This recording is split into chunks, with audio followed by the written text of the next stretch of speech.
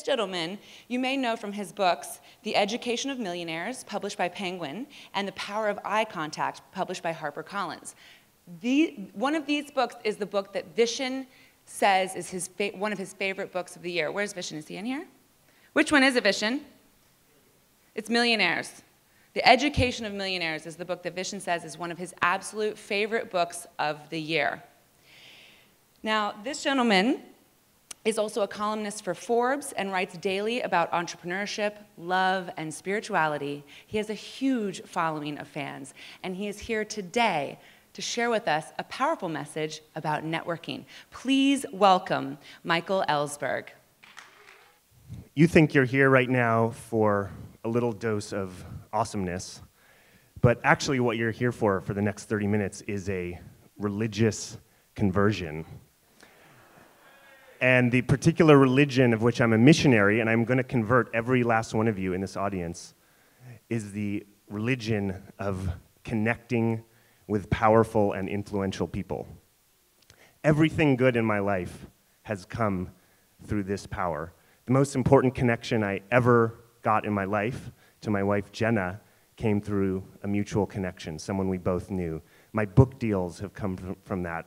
Most of what has happened in my business life has come from that. And what I'm going to do in the next 30 minutes is share with you some secrets that are going to super sauce this power in your life. It's a sacred super sauce connecting with powerful and influential people. So you might ask, well, what do I know about this? Why should you listen to me about this? I wrote this book called The Education of Millionaires here. And what I did is I spent 2 years going around the country interviewing people who dropped out of college or didn't even go to college and who society said were going to be failures and flipping burgers. You remember one of the rules that Vishen mentioned yesterday about going to college? These are people who broke that rule, and everyone told them they were going to be a failure. Well, these people I interviewed didn't end up flipping burgers, didn't end up washing cars as janitors, etc. They ended up as millionaires and billionaires, self-made. So I interviewed all these people. I got to interview Dustin Moskovitz, who is a co-founder of Facebook, the world's youngest billionaire at, I think, 26. I interviewed Peter Thiel, who was the first outside investor in Facebook. He turned $500,000 investment into billions of dollars. I interviewed Sean Parker. Has anyone seen the movie The Social Network? He's the guy that Justin Timberlake played. Much nicer in person than in the movie. So I interviewed all these millionaires and billionaires, and I thought I was going to spend a year after this book came out talking about education, because that's what the book is about mostly, is how to educate yourself. But to my surprise, nobody asked me about education. The thing they all asked me is, how'd you meet Sean Parker? How'd you meet Peter Thiel? I want to meet Peter Thiel. How'd you meet him? Now, I knew almost none of these people. I interviewed about 50, 60 people. I knew maybe one or two of them before I started this project. And I got to all these people. And I thought that's just what people do, is kind of get to powerful and influential people. But what I learned was that that's actually my special power, and that other people wanted to know how I did that. So most of my talks after this book came out started to be on this topic, and that's what I'm going to share with you right now. And there's basically one really important point, distinction, you have to get if you want to be good at this skill and bring all the benefits that I've already mentioned into your life. And it's a distinction between two types of networking. It's the right way and the wrong way. And my guess is that a lot of you unconsciously are doing the wrong way, just because most people do it the wrong way. And I'm going to teach you the right way. So the wrong way is a kind of taker attitude, where you walk into a room, you assess, who's the most influential, who's got something you want, who's got a list that you want access to, who's got a website you want access to, who's got investment dollars you want access to. And then you go and you try to get that from them. So it's a taker mentality. In fact, in preparing for this talk, I've done some research. I've found some shocking statistics about this. Here's a headline that comes from one of our nation's most trusted news sources, The Onion. And The Onion tells us that 89% of networking is non-consensual. I'm just going to read you a few highlights from this here. Hold on a second.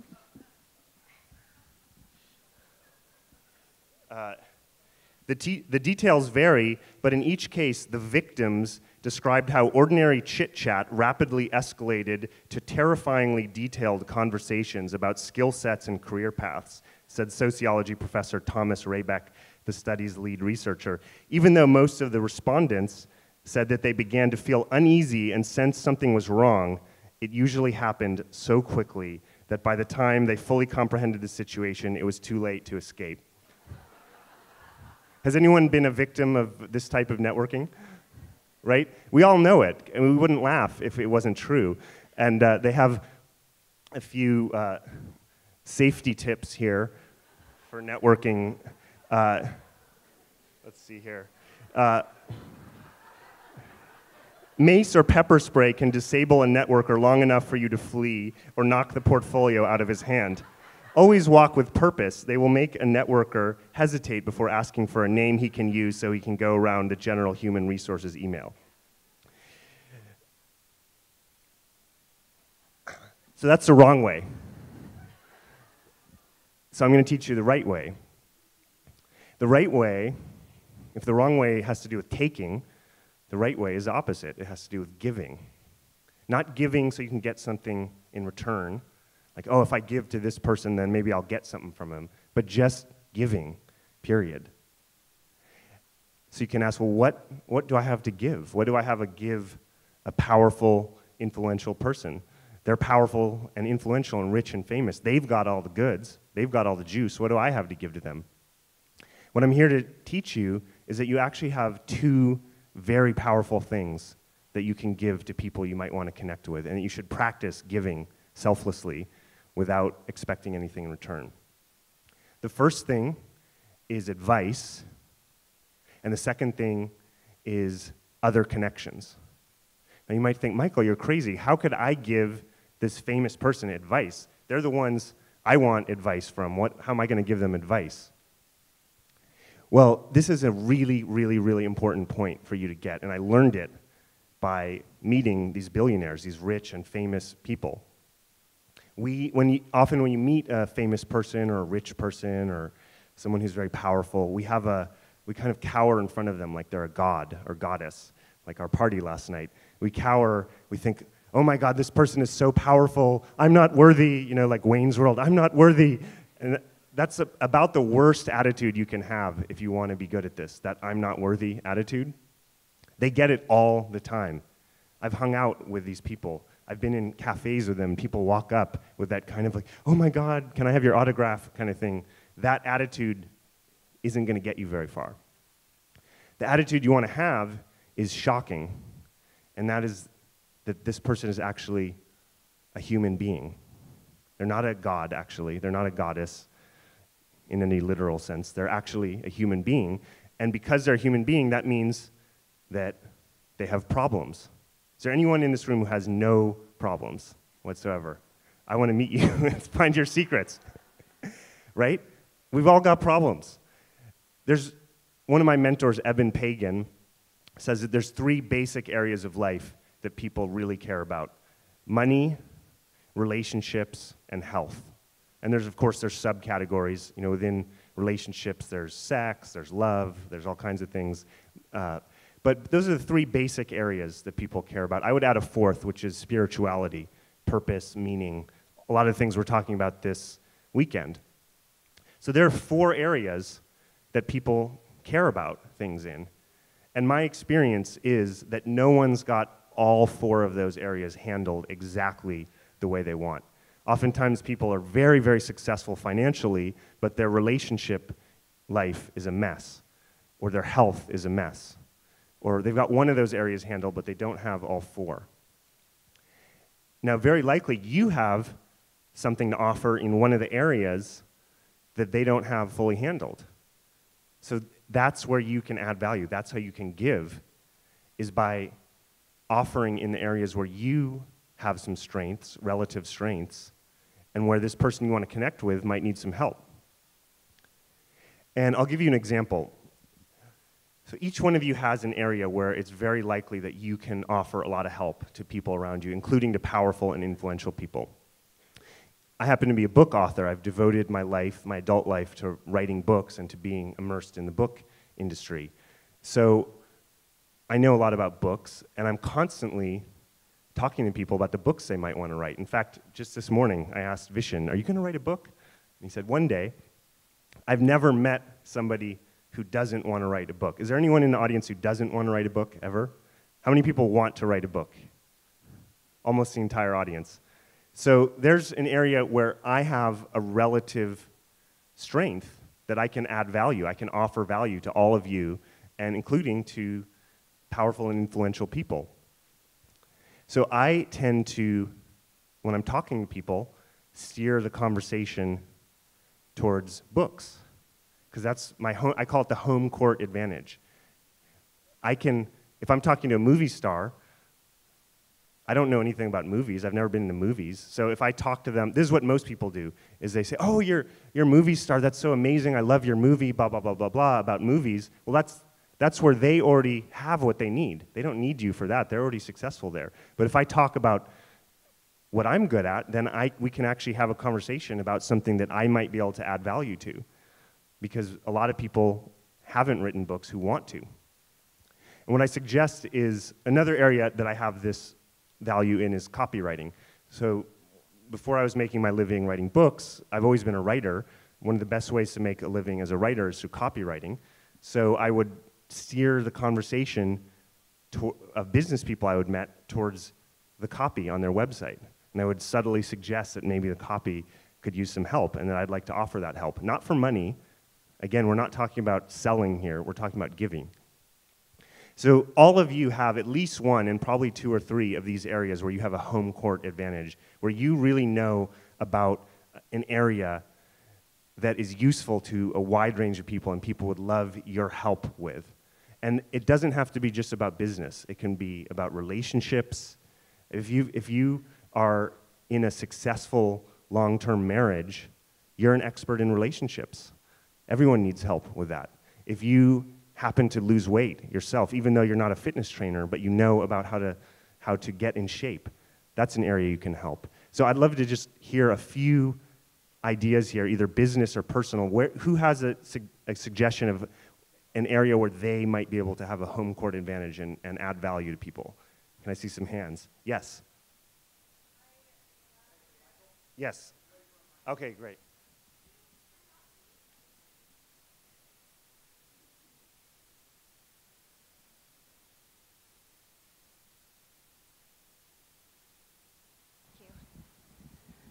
I had a friend in the last year who lost about 45 pounds and told me how he did it, and at first I didn't think I could. And he just planted the seed and let me get comfortable with the idea. And he was like, why don't you try it for 3 weeks and see how it goes? And from last year to now, I've lost 30 pounds. And but what most excites me about it is that one of my jobs, I work at a restaurant, and I've known a lot of these people for years. And I hadn't worked there for a few years, and I came back. It's a bar and grill, so they have burgers and beer. And we all drink after work. But a lot of them had put on weight in the past few years because they got lazy. They just opted to go with the unhealthy choices because it tasted good. And by seeing the changes that I went through and me talking to them about how I did it, I've helped a bunch of people lose over 100 pounds, and counting, you know. That's fantastic. So. This is an important point. Did you charge money for helping? No, absolutely not. That's the key point right there. Thank you so much. That's great. Let's hear one more from a business area. We heard a personal area. Does someone have a business? How about way back in the room there, where you can help in a business sense?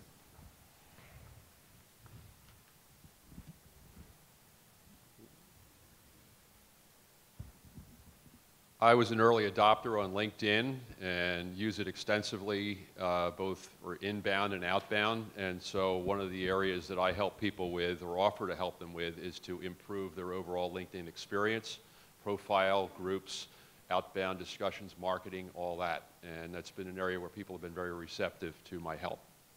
That's great. Thank you. So here's the key point. Does anyone in the room know somebody who might need some help losing weight? Anyone, right? We all know somebody who needs help with that. Does anyone perhaps could use some help with their LinkedIn profile? Anyone? I barely even understand LinkedIn, so I could use your help. Right, so here's two people in the audience who have incredible value to offer to anyone. And what I'd suggest is that you have at least 2 or 3 areas, whether it's in business or personal, like this. And this is actually, I want to make a distinction here, this is actually the foundation of good sales also. The best way to sell, in my experience, is to become essentially an unpaid consultant for a brief period of time. And just instead of trying to get them to buy your stuff, you just start advising them on the area of your expertise, and they see how awesome you are, and they want to work with you. So this actually melds into sales, but I want to make an important distinction. When you're networking, you are not trying to sell them on something. You actually have to make a decision. There's like a switch in your head. Is this someone that is a sales prospect for my business, or is this someone I want to connect with? And you have to keep a firewall between those two things, because if you start trying to lead someone that you want to bring into your personal network and build a relationship with, who thinks building a relationship is helped by trying to sell someone on your services? Anyone, right? That's like the worst thing you can do to build a relationship, is to start with trying to get money from the person. So decide if this is someone that you want in your network, in your sphere of influence, in your circle of relationships, in your tribe. It's actually probably better to just be of service without trying to steer them into a sales conversation. But the two are very similar, because when you do want to sell, you should actually do the same thing. You should give. What we're going to do right now is I'm going to actually demonstrate in front of you, with one of you, how I do this networking effectively. So I'd like a volunteer to come up, please. First hand up, right there. Great. Let's get a mic for our volunteer.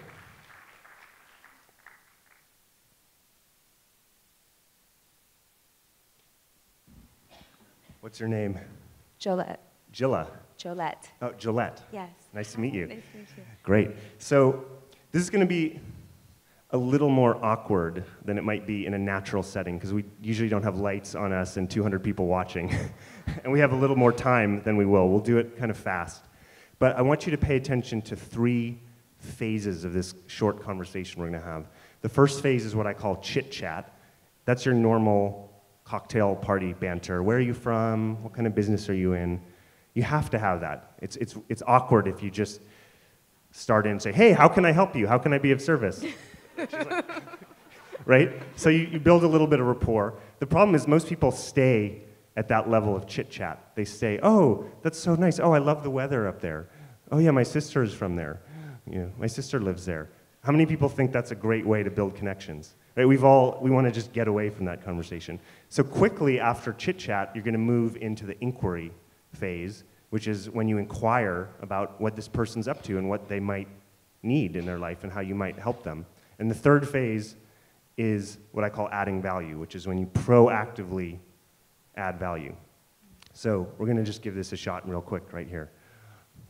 Hey. Hey. Hey, what's your name? Jolette. Jolette, good to meet you. Nice to meet you too. How did you find out about Awesomeness Fest? Oh, my friend and business partner Kiva told me about it. Just hold a little closer. Yeah. This is your first time? This is my first time. Mm-hmm. What's been your highlight so far, other than being on stage? Meeting all the people. I just love everybody here. It's awesome. Great. And where'd you come from? Los Angeles. Cool. Mm-hmm. So this is your normal cocktail party chit chat, and it's fine. In fact, it's necessary. It's awkward if you don't engage in this kind of stuff. But the problem is when you get stuck. So now we're going to move to the second phase, which is called inquiry. So Jolette, what kind of business are you up to? I teach peaceful parenting, and we train parenting coaches to be peaceful and conscious. Wow. How'd you get inspired to do that? Having a son. Needed some of your own medicine? Yes. And what's most in your business right now, what's most exciting to you? Like when you wake up each day, what's that thing that you're thinking about the most in your business? I'm really enjoying hearing the stories from our parenting coaches now, that they're getting clients and they're transforming families' lives. And we had one the other day even say she thinks she just saved a marriage. And Wow. so it's really, that touches my heart a lot. I'm just going to pause for a second. Did you notice a change in her voice when I asked that last question? So we're doing the chit chat, where are you from? Oh, da da da. And then I said, this is a great question. What's most exciting to you in your business? And the first sound out of her mouth was, And then her whole voice changed, and she actually was talking about what she was excited about, which is exciting to her. And so all of a sudden, we're talking about things that matter to Jolette. I'm going to ask another question that can get to the heart of the adding value, or the inquiry phase. Right now, in terms of growing your business, what's the highest leverage challenge that you're facing right now? If you could just fix this one thing, what would take it to the next level? Reaching more people. Reaching more people. Mm-hmm. What are you doing right now to try to reach more people? We're partnering with JVs, so we're partnering with people. But I believe just reaching more and more people. When you talk to potential JVs, is there kind of a sales aspect to it where you're pitching a bit what you have to offer or what they have to offer? Yes. Cool. Mm-hmm. So I actually happen to know one of the top sales trainers in the country. This guy is a complete master of sales, and he's revolutionized my life, revolutionized my wife's life around sales. He's my mentor, and he'll pretty much talk to anyone I tell him to talk to. I'd be happy to connect him to you if you want. Wow, that's awesome. Mm-hmm. That's great. Do you have a card? Sure. Here. Great. Let's give a hand to Jolette. Right there. Thank you.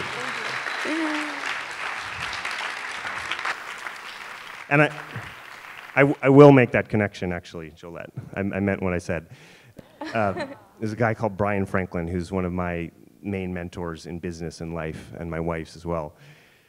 So I want to just point out a couple things that happened there about the phases. You saw the chit-chat, you saw the inquiry, you saw how we were talking about what mattered to her. How many people have been in a conversation where people are talking about what mattered to them, not to you, but to them? Right? It's kind of boring. Our favorite topic of conversation is ourselves. So if you're someone who consistently gets people into their favorite topic of conversation, you're going to have a lot of success connecting with them. But not just talking about it. Here's the key point I want to get to you. Proactively figuring out how you can add value. So I talked about giving advice. Another way you can add value, there's two I said. There's giving advice. So I actually could have given her advice. I know a lot about sales. But a second way you can add value is to make a connection. And this is one of those snowball effect things, kind of the rich get richer. You start with a certain number of connections. The more you have, the easier it is to bring more people into your tribe because you're constantly making these connections. And that's a great way to bring people into your tribe, is to connect them into your already existing tribe. So you might have to start small, but once you build a critical mass of amazing people, of awesomeness, then the mass just grows larger and larger and larger of your tribe. So the last really important point I want to make here about what you just saw stems around the idea of passively making yourself available to add value versus proactively seeking out how they need value. So a lot of times you'll hear people say, hey, if there's any way I can help you, let me know. Has anyone ever heard someone say that to them? Right? And it's nice. It's a nice thing to say. It's a nice thing to hear. But it has almost no value because, A, oftentimes we don't know how we need help. It's part of being a human. It's part of the human foible is that we don't know how we need help. And B, we're often not vulnerable enough to share with a stranger how we might need help. So what I've gotten really good at, and what I just shared with you, is gentle ways to inquire about how people might need help, and specifically to inquire in a realm where you can offer help. So if you're focused on giving, if you're proactively, gently, and it has to be gentle, Remember, you don't just start. So what's your biggest challenge? That would be a pretty unsuccessful way to start networking. So you start gently, you build some rapport. That whole conversation in a realistic setting might have taken 15 minutes, not 3 minutes. So you build some rapport, and then you start inquiring proactively about what's going on in this person's life and how you might be able to add value. And what I put to you is that if you go around practicing this regularly with everyone, not just famous, rich, successful people, practice it with everyone, starting right here at Awesomeness Fest, starting at the lunch break. If you go around practicing this, everything you want in life, from more business, more wealth, to the relationship you're looking for if you're single, to more renown, more fame, anything you want is available through this technique that you've just learned. Thank you so much.